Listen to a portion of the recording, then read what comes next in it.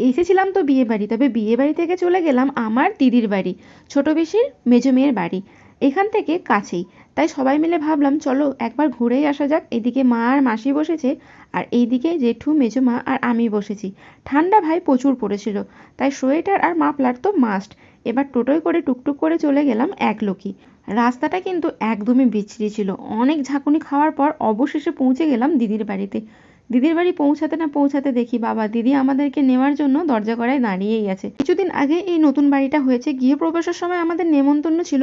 তখন অবশ্য আমি আসতে পাইনি আমার কাজ থাকার কারণে, কিন্তু মা মেজো মারা এসেছিল। শুনেছিলাম দিদি নাকি খুব সুন্দর বাড়ি করেছে। আর আমি বাড়িতে এসেই তো অবাক, এটা বাড়ি না ম্যাজিক ঘর, আমি তো এটাই বুঝতে পারছি না। জামাইবাবুকে জিজ্ঞাসা করলাম, আচ্ছা জামাইবাবু তুমি কি এটা ম্যাজিক ঘর বানিয়েছো? সেই কথা শুনে জামাইবাবু তো হো হো করে হেসে দিল। যাই হোক, জামাইবাবুর সঙ্গে এখন মজা মস্তি চলুক, আর তোমরা কিন্তু চ্যানেলটা সাবস্ক্রাইব করে দিয়ে যেতে ভুলো না।